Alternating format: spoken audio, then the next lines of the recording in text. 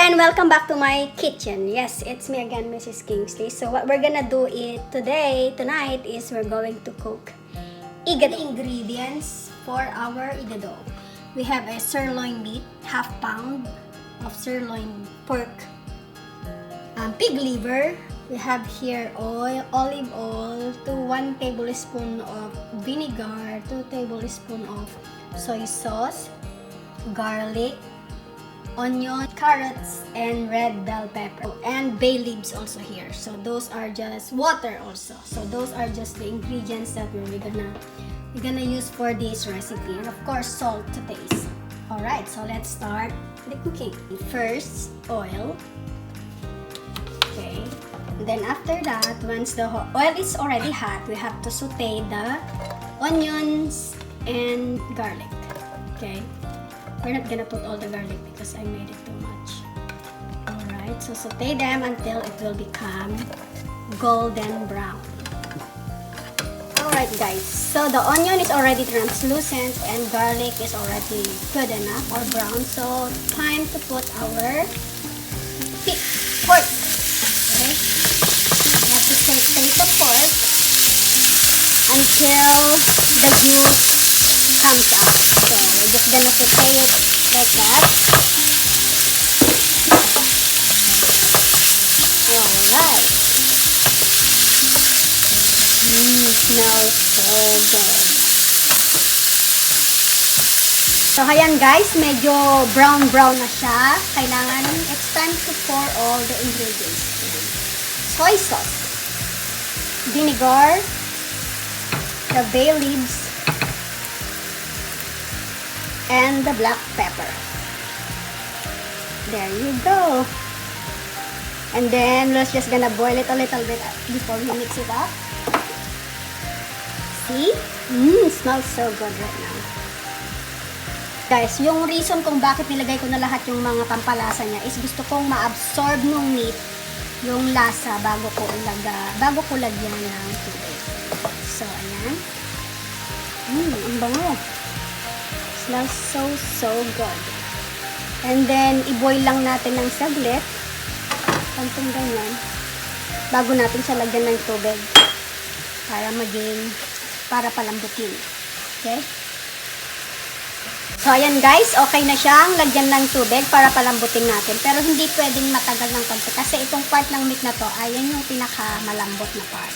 So, ayan. Ganyan lang. Okay, mga 10 minutes. Okay. 10 minutes bago natin ilagay yung takpan natin. Guys, takpan natin and mag-wait tayo ng 10 minutes bago natin ilagay yung liver. Alright, after 15 minutes guys, look, it's time to put our liver.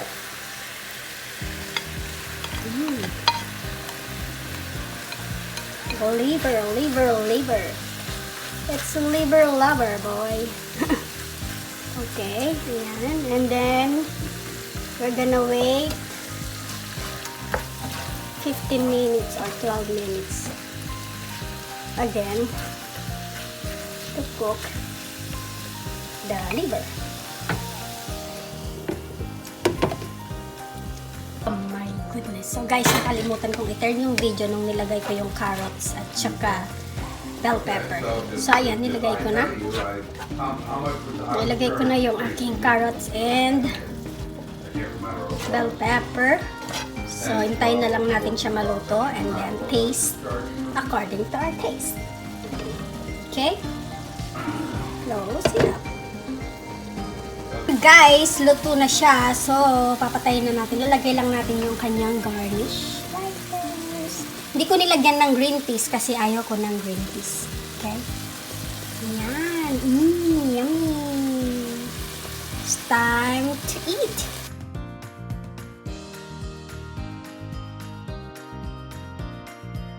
Alright, it's time to taste my food. It's gonna be so yummy. Masarap ito ilagay sa rice. Pero kumain na ako ng konti kanina ng pizza, so hindi na ako makakakain ng marami. Konti lang.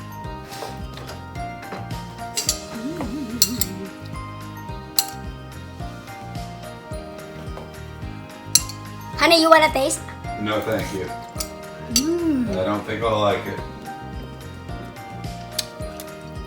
Oh my god, tastes so good.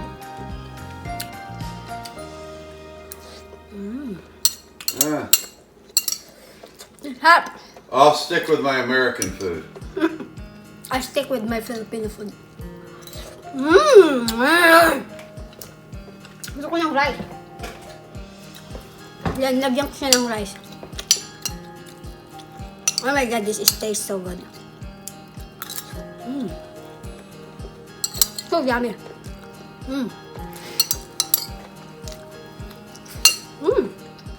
Honey, it tastes so good.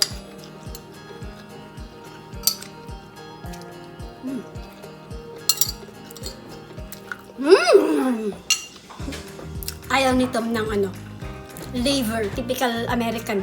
Ayaw nila ng laman loob ng mga animal. Yummy.